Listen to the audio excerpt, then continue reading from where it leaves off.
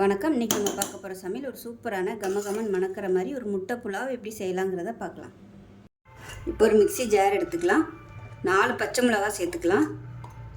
3 கிராம்பு, 2 ஏலக்காய், சின்னதாக 2-3 துண்டு பட்டை, 5 பல் பூண்டு, ஒரு 4 துண்டு இஞ்சி, கொஞ்சமாக ஒரு பிடி அளவுக்கு புதினா, அதே மாதிரி ஒரு பிடி அளவுக்கு கொத்தமல்லி. இது எல்லாத்தையுமே நல்லா நைஸாக அரைச்சிக்கலாம்.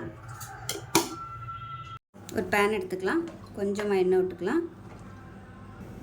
இப்போ கொஞ்சமாக உப்பு சேர்த்துக்கலாம். அதே போல் கொஞ்சமாக மிளகாத்தூள், கொஞ்சமாக மல்லித்தூள், அதாவது மஞ்சத்தூள். இப்போ இதில் 3 முட்டை வேக விட்டு எடுத்து வச்சுருக்கேன், இதை சேர்த்துக்கலாம். இப்போ இந்த முட்டையை லேசாக வறுத்துக்கலாம். இப்போ இந்த முட்டையை வேறு பவுலுக்கு மாற்றிக்கலாம். இப்போ அதே கடாயில் இன்னும் கொஞ்சம் எண்ணெய் சேர்த்துக்கலாம். இப்போ இதில் கொஞ்சமாக நெய் சேர்த்துக்கலாம்.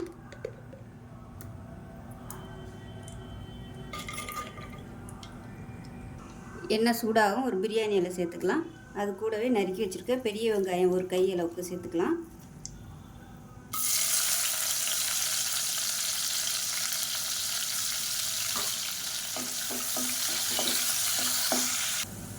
இப்போ வெங்காயம் நல்லா ப்ரௌனாக வதங்கிடுச்சு. மீடியம் சைஸாக ஒரு தக்காளி சேர்த்துக்கலாம். நல்லா பொடியாக கட் பண்ணிவிட்டு சேர்த்துக்கோங்க.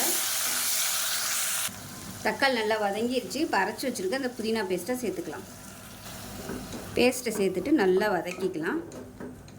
இப்போ இது கூடவே 1/2 டேபிள் ஸ்பூன் தனியாத்தூள், 1/2 டேபிள் ஸ்பூன் மிளகாத்தூள், 1/4 டேபிள் ஸ்பூன் மஞ்சத்தூள் சேர்த்துக்கலாம். இதையும் சேர்த்து நல்லா எண்ணெய் பிரிய வதக்கிக்கலாம். இப்போ பாருங்கள், மசாலா நல்லா வதங்கி ஃப்ளேவர் வருது. நல்லா தொக்கு மாதிரி வந்துருச்சு பாருங்கள்.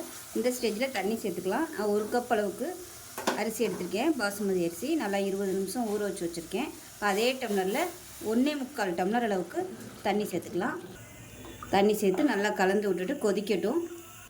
இப்போ உப்பு சேர்த்துக்கலாம். உப்பு கம்மி, உப்பு பத்தலைன்னா உப்பு சேர்த்துட்டு நல்லா கொதிக்கட்டும். அந்த ஃப்ளேவர் எல்லாம் தண்ணியில் இறங்கணும்.